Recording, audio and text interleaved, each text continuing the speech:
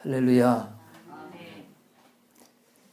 하나님께서는 우리에게 하나님의 나라를 누리고 살게 하시려고 하신다 하는 건 계속 말씀을 드립니다.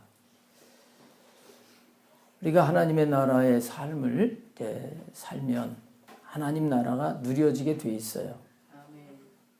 그런데 우리 육체도 피곤하고 약하면 해야 될 일을 못 하잖아요. 그것처럼 우리 영적으로 피곤하고 약하면 그렇게 살지 못하는 거예요. 저도 이제 피곤이 누적이 되는 가운데 이 피곤하게 되면서 감기가 와서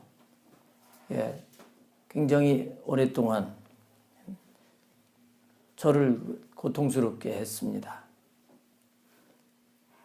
영적으로도 마찬가지예요.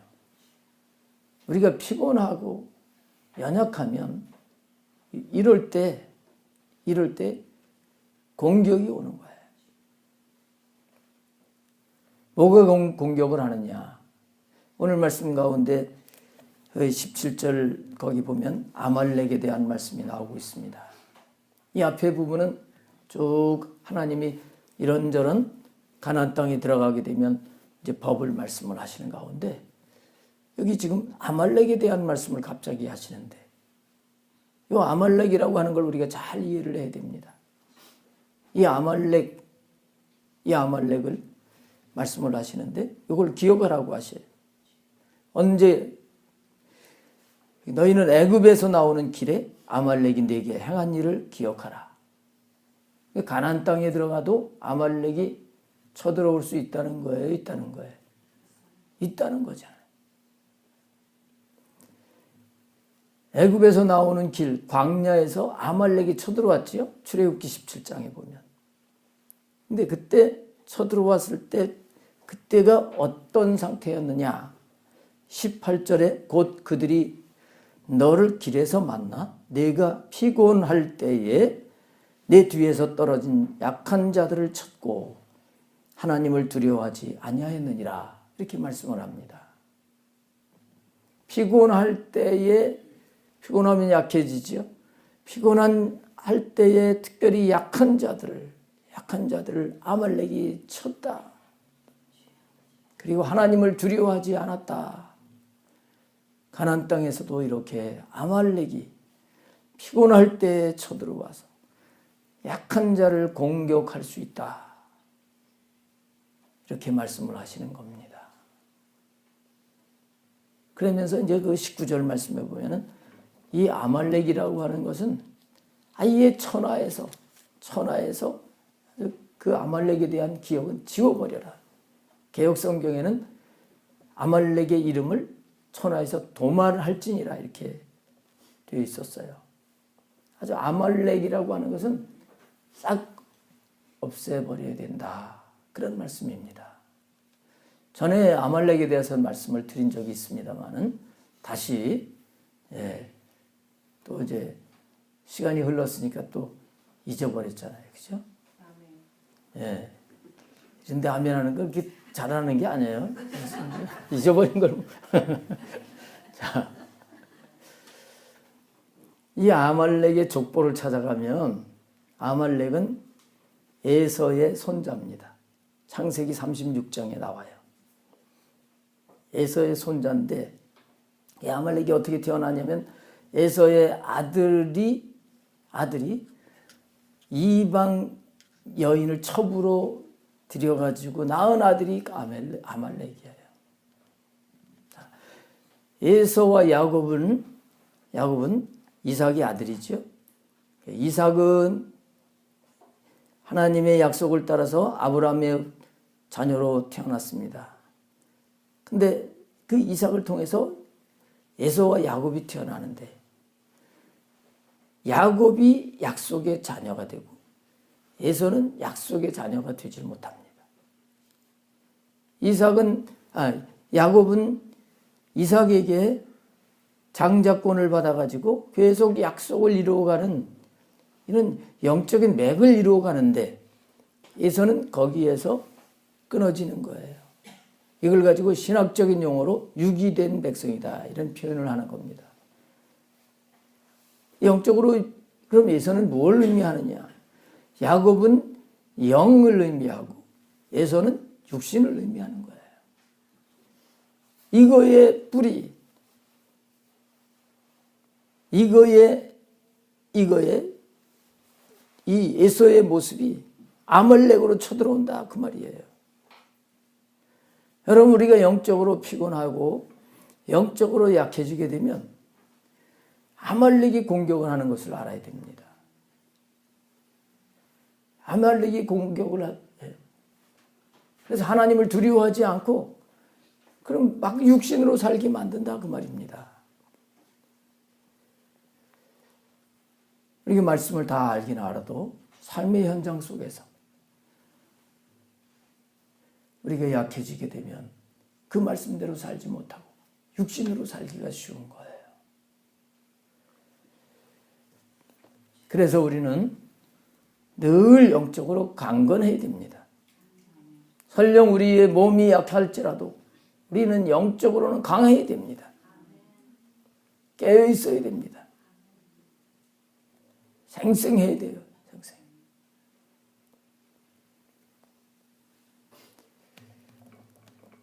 근데 오늘 제 1절 말씀부터 보게 되면 우리의 삶 속에서 가나안 땅의 하나님 나라의 법을 말씀하시는데 하나님의 말씀에 따라서 바로 살지 못할 수가 있는데 하나님은 이렇게 조심해야 된다 하고 말씀을 하시고 있는 거예요. 그러면서 아말렉 요거 없애라 하고 말씀하고 있거든요. 그래서 오늘 우리는 1절부터 말씀하시는 하나님의 법을 잘 이해를 하면서 우리의 삶 속에서 그 말씀 따라서 살아가는 자가 되어야 될 줄로 믿습니다.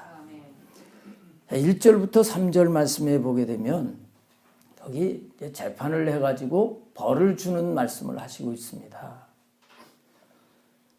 하나님 백성이 잘못을 했으면 벌을 받아야 됩니다. 벌을 받아야 돼요. 이 1절에 보면 사람들 사이에 시비가 생겨 재판을 청하면 재판장은 그들을 재판하여 의인은 의롭다고 하고 악인은 정죄할 것이며.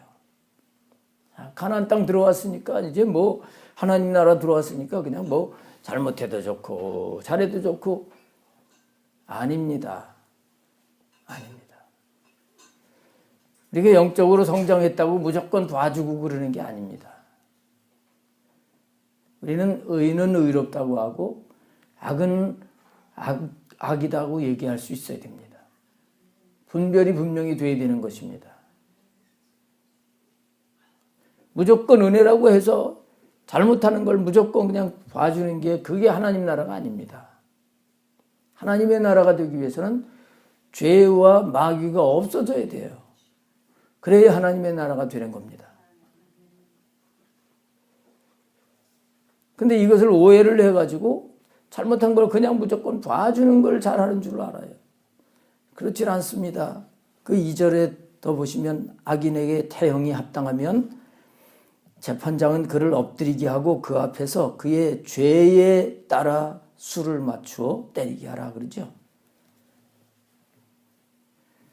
잘못한 걸 구분을 해서 그 죄의 경중을 따라 죄를 많이 졌으면 더 많이 때리고 조금 졌으면 작게 때리고 그 죄에 따라 수를 맞추어 때리게 하라 그랬습니다.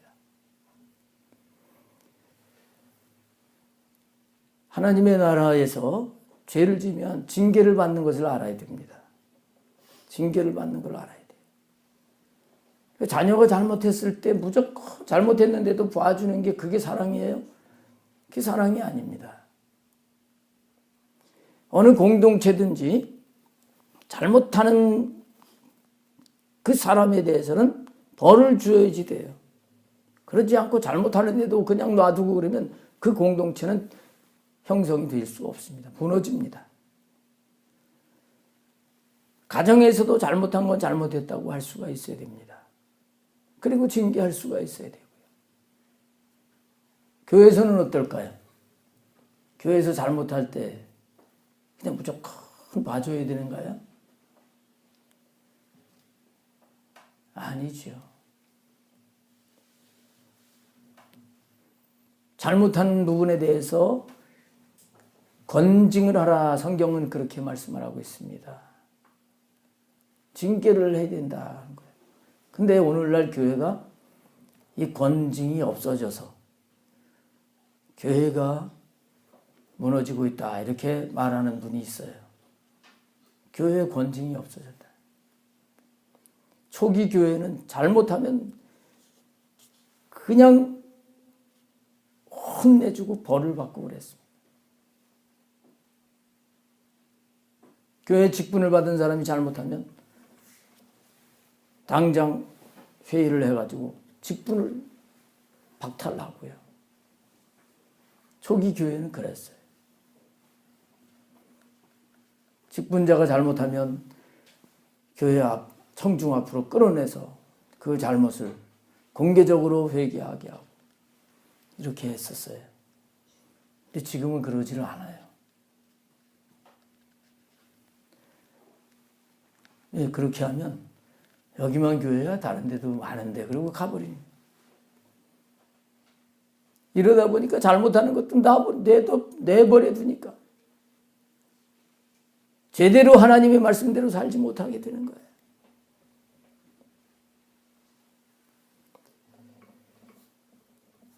여러분, 구체적으로 그렇게 무섭게 권징을 하지 않아도 우리는 죄에 대해서는 분명히 벌이 있다는 걸 알아야 돼요. 그런가 하면 벌만 있는 게 아니에요. 하나님의 나라에는 잘한 사람에게는, 의로운 사람에게는 뭐예요? 상을 주는 거예요. 이게 항상 있어야 됩니다. 가정에서도 있어야 되고 교회에서도 있어야 되고 여러분들이 사업을 하는데 사업을 하는데 사원들에게 잘하는 사람에게는 상을 주고 못하는 사람을 징계하고 그래야지 되는 거지. 잘못하는 걸 그냥 내버려둬서는 되는 게 아니다. 근데 우리 영광교회 성도님들은 어디 가나 벌 받지 말고 상만 받게 되시기를 축복합니다.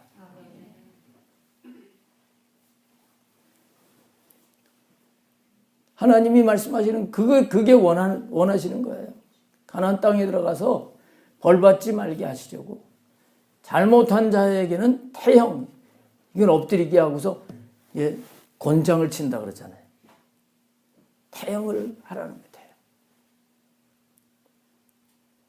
그런데 이제 거기 말씀해 보면 3절에 40까지는 때리려니와 그것을 넘기지는 못할지니 만일 그것을 넘겨 매를 지나치게 때리면 내가 내 형제를 경히 여기는 것이 될까 하노라. 이렇게 말씀을 합니다. 자, 여기서 이제 우리는 잘 깨달아야 되는데 징계의 목적은 뭐냐면 그거 회개해서 바르게 살게 하려고 하는 게 목적이에요. 그래서 하나님은 때리는데 40까지만 때려라. 40대까지만 때려라 하시는 거예요. 근데 이것이 이제 시대가 흘러가면서요. 유대인들이 어떻게 생각을 했냐면 40까지 때리라 그러셨는데 우리는 조금 더 그래도 사랑하자 그래가지고 하나를 뺐어요. 그래서 40에 하나 감한매. 사도 바울이 40에 하나 감한 39대를 여러 번 맞았다 이렇게 고백을 하고 있거든요. 이렇게 나온 거예요. 자, 여기서 하나님이 때리라는 것은 때려가지고 불기고 불구가 되거나 아주 죽게 하거나 그게 아니라 징계를 해서 고치게 하시려고 하시는 것이다. 그래서 40대가 넘지 않도록 해라 하는 것인데 여러분 경험을 해보셨는지 모르겠지만 자녀를 기르면서 자녀가 잘못하게 되면 이거 혼내줘야지. 그리고서 이제 야단을 치는데 야단을 칠 때 잘못됐어요 하고서 싹싹 빌면 그러면 그걸로 끝나잖아요. 근데 안 그래. 거짓말을 계속하고 그러면 이제 매를 들어가지고 때리는. 그럼 때리면 잘못했다고 빌어야 되는데 왜 때리냐 그러면서 달라붙으면 그때 어떻게 돼요? 그러면 이제 감정이 확 일어나는 거예요. 이게 어디를 달라붙어? 그래. 그러면서 그 다음부터는 그냥 아무데나 막 때려. 우리 안에 그런 무자비한, 무정한 그런 속성이 있는데 이것이 나오지 않게 하시려고 하십니다. 악은 분명히 징계를 하지만 그러나 무자비하게 살아서는 안 된다. 육신의 감정으로 그렇게 막 폭발해서 살아서는 안 된다. 이런 말씀을 하시는 겁니다. 자, 아까 아말렉과 연결을 시켜야 돼요. 아말렉이 언제 공격한다고요? 피곤할 때, 약할 때. 우리가 영적으로 피곤하고 약해지게 되면 그러면 어떻게 됩니까? 잘못한 것을 볼 때 이거를 정확하게 분별을 해서 요건 5대짜리야. 그래서 5대를 때리고 딱 끝날 수 있는데 약하고 피곤하면 그러지는 못하는 거예요. 5대짜리인데 이거 내가 가만두면 안 되겠어. 열받아가지고 10대, 20대 막 나가지 말라는 거예요.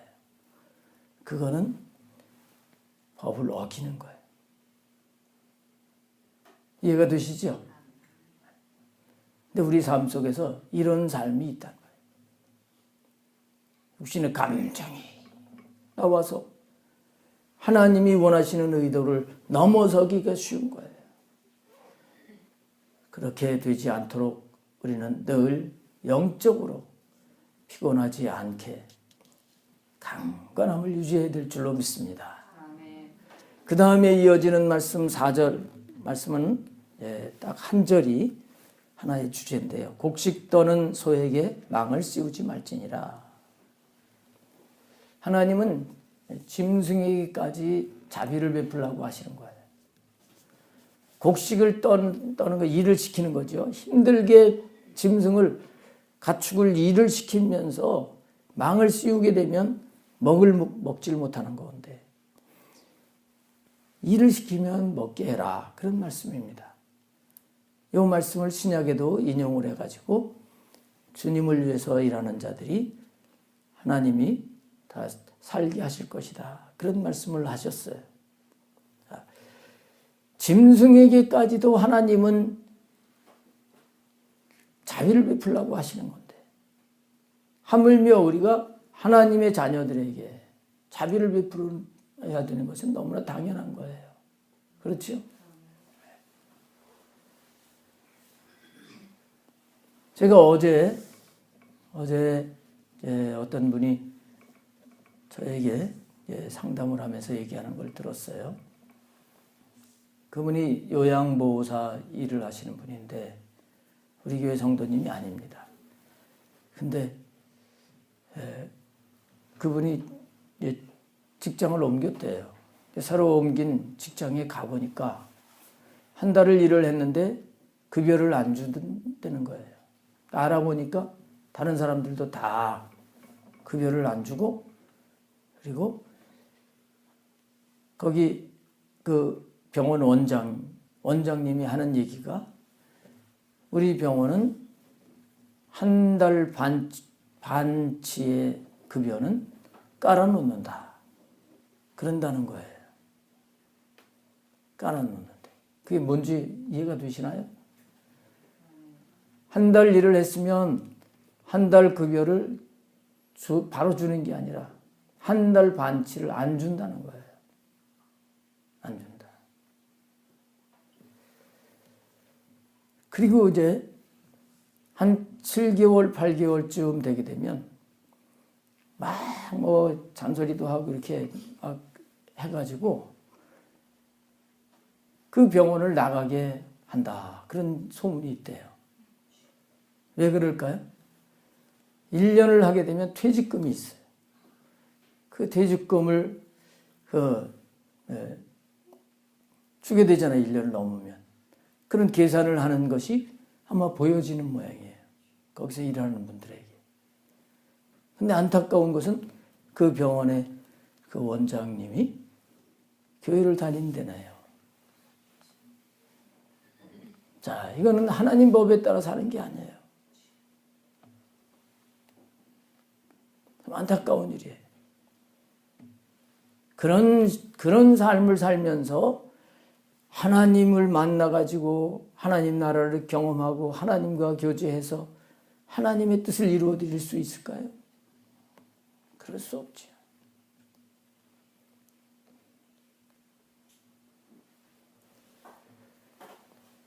우리는 항상 내 입장을 생각하지 말고 상대방 입장을 생각할 수 있는 자가 되어야 됩니다.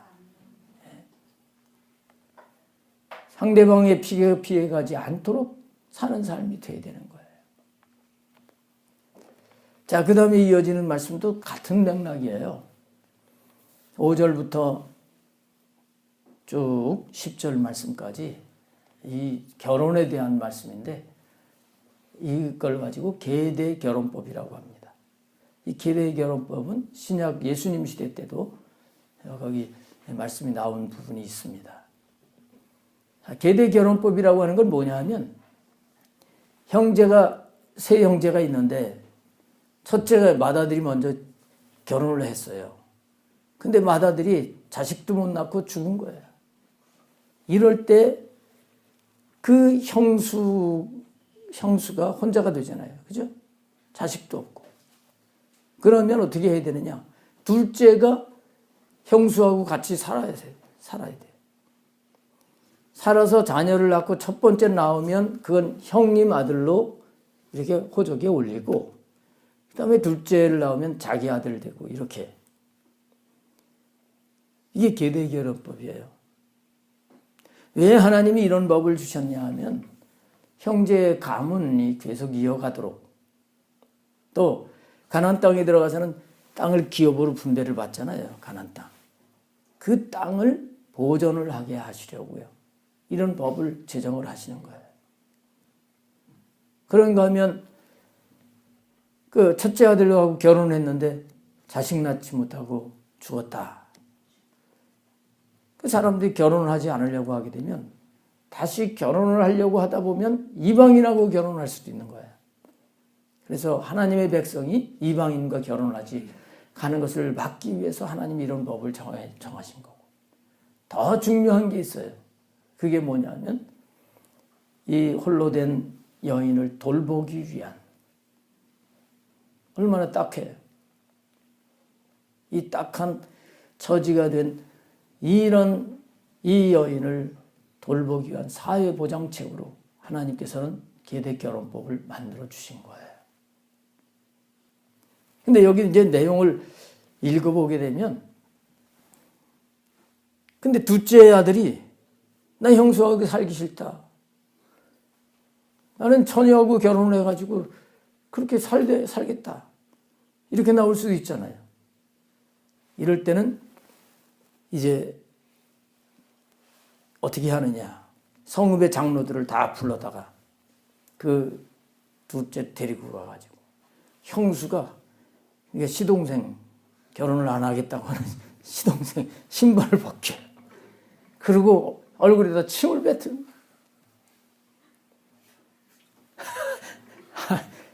별 내용이 다 있어요. 그러면서 저 집안은 신발 벗김을 받은 자의 집이다. 그렇게 소문이 나게 할 것이다. 이런 법이에요. 이건 뭘까요?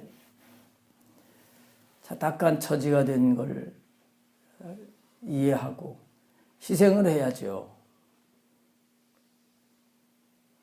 돌아가신 형님 그리고 지금 홀로 된 형수를 생각을 하면서 자기가 희생하고 손해를 보더라도 대를 이어가게 해야 된단 말이에요. 가나안 땅에서는 이런 정신을 가지고 살라 하시는 말씀이에요. 여러분이 계대 결혼법에 대해서 룻기에서 잘 말씀하고 있잖아요. 나오미와 룻이 둘 다 이제 과부가 됐습니다. 고향 땅으로 돌아왔는데 뭐 살기가 막막해요. 룻이 살려고 이제 이삭 주스로 다니는 가운데 보아스라고 하는 부자를 만나게 되지요. 근데 이 계대 결혼법의 법칙에 적용을 하려고 하면 더 1순위가 있었어요. 룻과 결혼을 해줘서 자녀를 낳게 해야 되는 1순위가 있었는데 그 사람은 공개적으로 난 싫다. 룻하고 난 돈도 없고 뭐 저런 여자하고는 같이 못 살겠다. 이렇게 하고서 포기를 합니다. 그러나 부자인 보아스는 그 룻을 사랑을 하면서 그와 결혼을 해서 자녀를 낳게 됐다. 그런 말씀이 룻기예요. 이게 가나안의 삶입니다. 근데 이 보아스는 예수 그리스도를 예표하는 인물입니다. 여러분이 우리 예수님은 우리가 정말 주님의 사랑을 받을 수가 없는 자였어요. 하나님을 배반을 하고 마귀의 종로로 타면서 살던 그런 자들인데 우리의 잘못된 모든 것들, 우리의 아픔과 우리의 고통과 우리의 모든 힘든 걸 아시고 우리를 위해서 기업을 물어주신 분이 바로 우리 예수님이신 것입니다. 할렐루야. 보아스가 룻의 기업을 물어주어서 룻이 당당하게 자녀를 낳고 그리고 예수 그리스도의 족보에 들어가는 조상이 된 것처럼 우리 예수님이 우리의 기업을 물어주셔서 우리가 하나님의 자녀가 됐어요. 새 생명으로 살게 되었어요. 할렐루야. 그래서 우리들도 이제는 나는 기업을 물어줄 수 없다. 이런 삶이 아니라 손해가 나더라도 예수님처럼 우리는 기업을 물어주는 자가 되어야 되는 것입니다. 고린도전서 13장에 보면 사랑은 자기의 유익을 구하지 아니하고 하는 부분이 있죠. 사랑은 자기의 유익을 구하지 않는 게 사랑이에요. 이 계대 결혼법을 말씀하시는 것은 자기의 유익을 구하지 말고 어려운 처지에 있는 사람의 유익을 구하라. 곧 사랑으로 가나안 땅에 들어가서 살아라 하고 말씀을 하고 있습니다. 내 유익을 취하지 말고 남의 유익을 기억하며 그를 위해서 돕고 그를 살리고 희생을 해 그를 세우는 이런 삶을 살아가는 자가 되어야 될 줄로 믿습니다. 근데 영적으로 피곤하고 약하면 이게 안 되는 거예요. 나 싫다. 너나 그거 해라. 그러면서 육신이 나와요. 아말렉이 나오는 거예요. 우리는 늘 깨어서 정말 주님의 삶을 살아가는 자가 되어야 될 줄로 믿습니다. 그 다음에 또 하나의 법이 나오는데요. 이거 참 민망해요. 내용이 11절 12절에 두 사람이 서로 싸울 때 한 사람의 아내가 그 치는 자의 손에서 자기 남편을 구하려고 해서 가까이 가서 손을 벌려 그 사람의 음낭을 잡거든 너는 그 여인의 손을 찍어버릴 것이고 내 눈이 그를 불쌍히 여기지 말지니라. 남편하고 다른 남자하고 싸우는데 남편이 이기게 되잖아요. 그래가지고 다른 남자의 급소를 그냥 잡아가지고 이렇게 하면 그 여인의 손을 잘라버리라.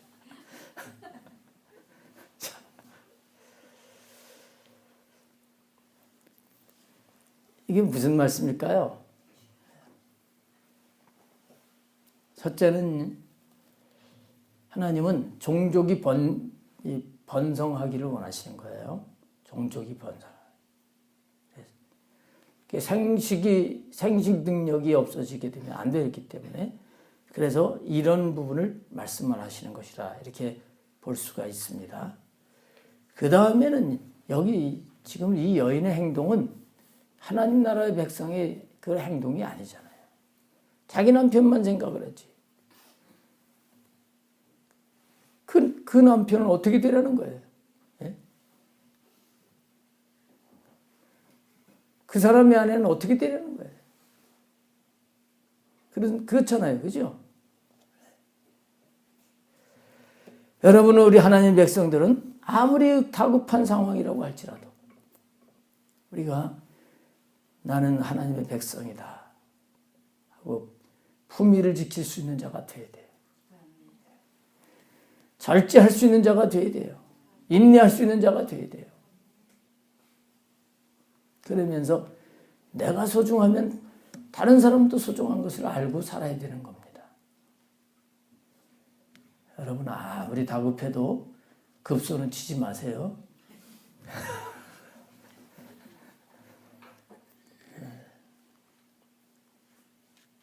나만 생각하면 안 돼. 내가 급하다고 나만 생각하면 안 돼.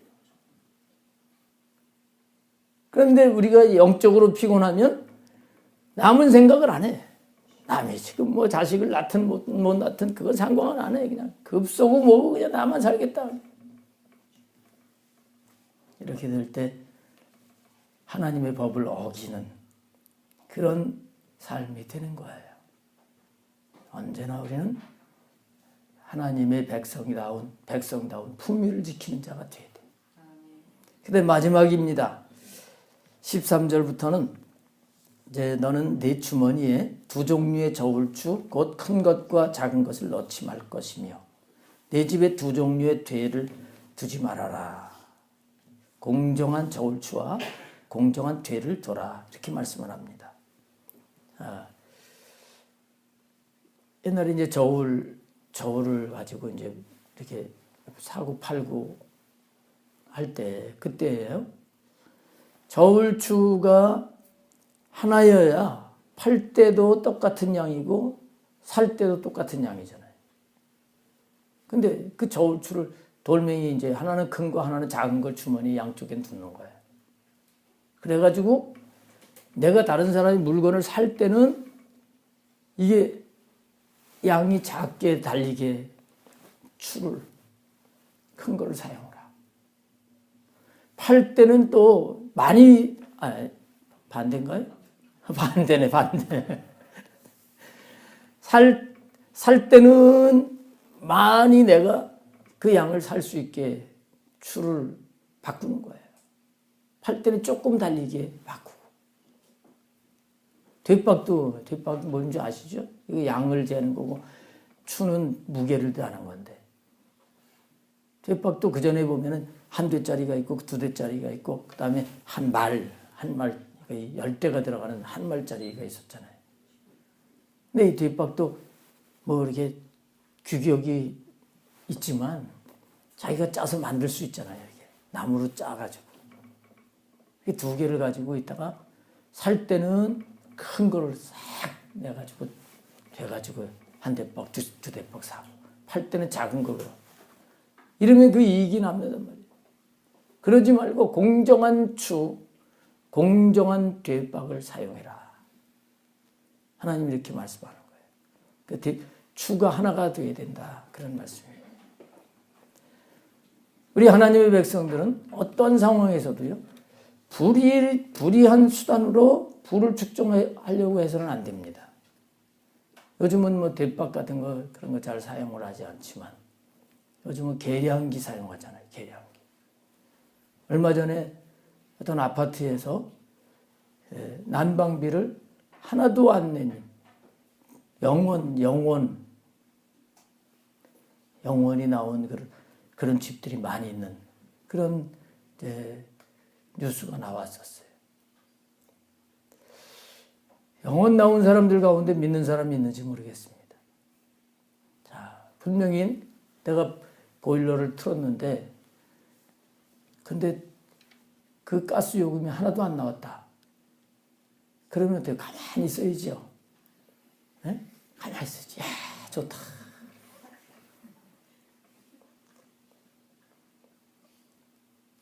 이거 뭔가 이상합니다. 내가 분명히 이렇게 가스를 썼고 한 20만 원은 나와야 되는데 이렇게 안 나왔네요. 이렇게 해야 되는데 그냥 영원히 나오는데 계속 아마 영원히 살 걸 생각하고 가만히 있었나 봐요. 예. 부끄러운 일이죠. 어떤 사람은 일부러 그 계량기 이렇게 뭐 건전지를 빼고 그랬을 수도 있고 고장이 났을 수도 있잖아요. 어쨌든 우리는 우리 계량기를 속이지 않는 삶을 살아야 될 줄로 믿습니다. 우리가 사는 삶 가운데 계량기가 많이 있잖아요. 속이려면 어떻게 속일 수 있을 거예요. 근데 우리가 영적으로 피곤해 있으면 약하면 그런 유혹이 오는 거예요. 육신의 생각이. 뭐 계산기 치면서 탁 하나만 탁 하면은 얼마 막 차이가 나고 그럴 수도 있는 거잖아요. 장사를 하면서. 영적으로 깨어있지 않으면 우리는 추를 2개를 쓰기가 쉽습니다. 정신을 차려가지고 공정한 추 하나만 써야 될 줄로 믿습니다. 이걸 또 더 적용을 하면 우리가 나한테 적용하는 추를 다른 사람에게도 똑같은 추를 사용을 해야 돼요. 나한테는 추를 작은 걸 사용하고 다른 사람에게는 큰 걸 사용을 해도 안 돼요. 그런가 하면 내가 좋아하는 사람은 추를 큰 걸 사용하고 별로 안 좋아하는 사람은 작은 걸 사용하고 이래서도 안 됩니다. 공정해야 됩니다. 공정한 게 하나님 나라의 법이에요. 할렐루야. 이제 우리는 야말렉은 아이의 기억을 지워버리라 이렇게 말씀을 하시는 이 뜻을 깨달아야 될 줄로 믿습니다. 이제는 우리 육신으로 이렇게 저렇게 해가지고 내 입장만 생각하고 하는 이건 아예 버려야 돼요. 아예 버리고 이제는 하나님의 법 그대로 공정한 하나의 추는 하나님의 법입니다. 하나님의 말씀은 그거 하나만 가지고 모든 삶에서 적용하면서 우리 예수님처럼 나를 위한 삶이 아니라 이웃을 위한 삶을 살게 될 때 하나님의 나라는 우리에게 있게 되는 것이고 그의 나라가 길 것이라 하는 말씀이 15절에 있는데 내게 주시는 땅에서 내 날이 길리라. 네, 천국의 삶을 누리게 될 줄로 믿습니다. 기도하겠습니다.